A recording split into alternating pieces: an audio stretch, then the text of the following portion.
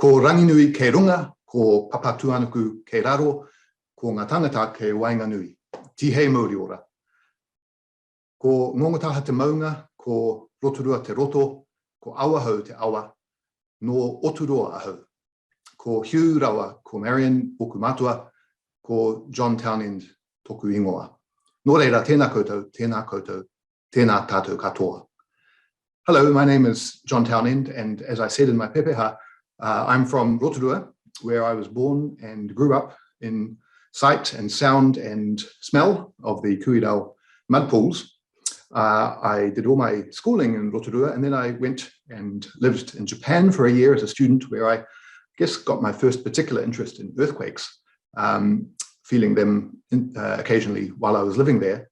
The picture in the top left shows a Japanese god subduing the namazu, the giant catfish that in Japanese mythology is rumored to be the cause of the earthquakes that Japan feels so regularly. After that time in Japan, I came back to New Zealand, went to university at the University of Otago, and then I went to California, where I did my PhD at Stanford University. And among the topics I worked on was the San Andreas Fault, which is really a classic place for people to study earthquake science, because this is the fault that first made the connection between faults and earthquakes really clear, following the 1906 earthquake, the San Francisco earthquake. Once I returned to New Zealand, I've worked on a whole range of topics through the country and overseas, but they all have to do with the processes that control earthquakes. And I often say to students or anyone who will ask me, the earthquakes are a lot like elephants. And I mean by that depending on which part of the earthquake process you look at, or which part of the cycle, or on what scale, you see a different picture of what earthquakes are like. And we can demonstrate that to a small degree here just by looking at the seismicity that has happened in New Zealand in the last 200 years. This is a summary of big earthquakes, bigger than about magnitude 7 since 1840, the time of Te Tiriti, the Treaty of Waitangi. And in the 100 years that followed the signing of the treaty, there were a huge number of big earthquakes in central New Zealand, including many of the ones that you might be able to name, like the Wairarapa earthquake, the Murchison earthquake, the Napier earthquake, and so on. And then in the time that most of us here listening to this video have been alive, up until the early 21st century, there were really not very many big earthquakes of the same size. And with the exception of the Inangahu earthquake in 1968, there were really very few in central New Zealand. So that was quite a different pattern of seismicity from the preceding 100 years.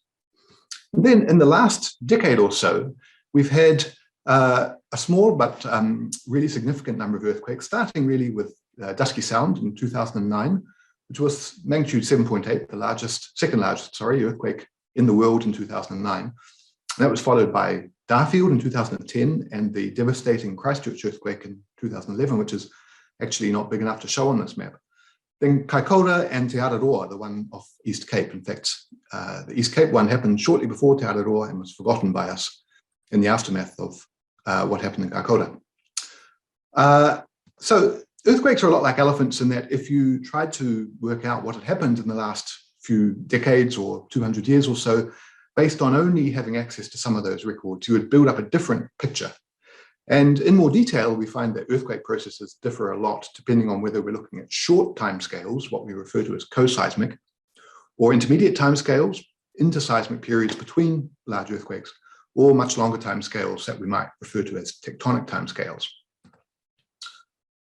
So I just want to give you an idea about the sort of factors we think are involved in earthquake physics. And fundamentally, earthquakes involve frictional sliding, in which one block of rock slides past another.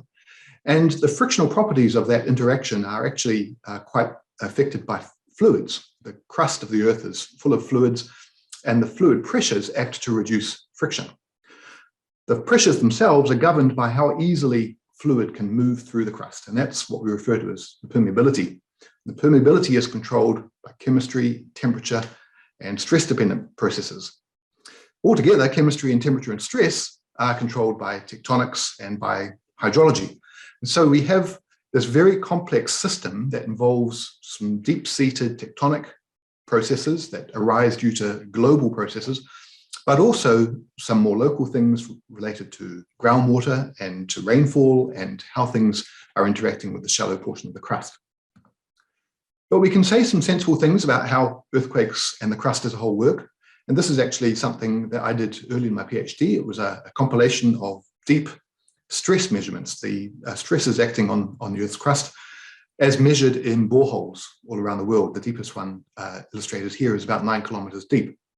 And what the diagram here is showing us is that the stresses in the Earth are maintained by small-scale frictional interactions between adjacent blocks of rock. And those are very similar processes to what go on within a big pile of sand. And it maintains its characteristic angle of repose because of these frictional interactions, much like the crust. It also means that, like a big pile of sand, the crust is right on the brink of frictional failure. If we change the stresses acting on it a little bit, or we perturb the fluid pressures, we can cause deformation and, in principle, earthquakes. Now, an example of how this plays out, and something I was involved with quite recently, is from Pohang in South Korea, where in 2017, a large earthquake, or a magnitude 5.4 earthquake, occurred very close to the town of Pohang and caused quite a lot of damage, as the pictures show here.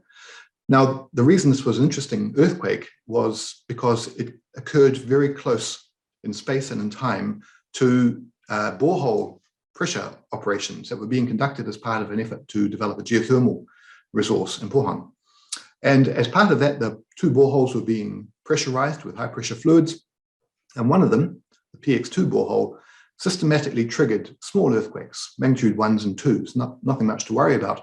But in retrospect, we could tell, as part of the inquiry I was contributing to, that these little earthquakes were lighting up a big fault.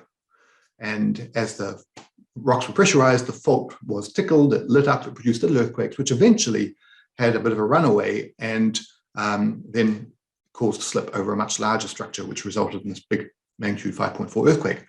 And so here's a case very recently of borehole operations as part of a geothermal energy project triggering earthquakes because the crust is so close to being on the brink of failure. I now just want to point out that most of the time when I'm doing my work, I work with really great graduate students and postdocs and other scientists. And in particular, the graduate students have really been at the heart of most of the work I've done. I'm showing here just one image from a recent PhD project and some figures showing students doing interesting field studies in the Southern Alps and in different parts of New Zealand. And that's really been a great part of my research because you get all these great ideas from early career people just setting out into their scientific studies. One of the big projects I've been involved with has been drilling into the Alpine Fault. This is called the DFTP project. And in 2 phases so far, we have drilled boreholes into the fault, taking care not to pressurize the rocks. But what we've been attempting to do is to basically measure the stresses, the temperatures, the fluid pressures, and the state of the health, really, of the Alpine Fault late in its typical cycle of big earthquakes. This fault produces magnitude 8 earthquakes about every 300 years or so, and we're well over 300 years since the last one. So we want to understand the state of the fault, as I said, the state of health ahead of an anticipated large earthquake. And right now, the project that I'm most involved with is called SALSA, the Southern Alps Long Skinny Array. This is another Alpine Fault focused project, but this one involves us deploying lots and lots of seismometers along the length of the Alpine Fault from Maruia Springs Junction in the northeast all the way down to Milford Sound in the southwest. And we've put a seismometer every 10 kilometers along the fault over that distance, something like 50 or 55 different seismometers.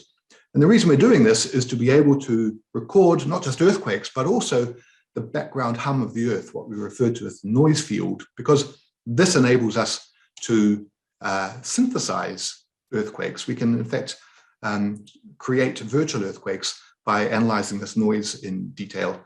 And so this is a project which is right underway at the moment. We're still doing the field component of it, but this is going to lead to all sorts of exciting things. And I look forward to sharing them with you at some point in the future. Kia ora.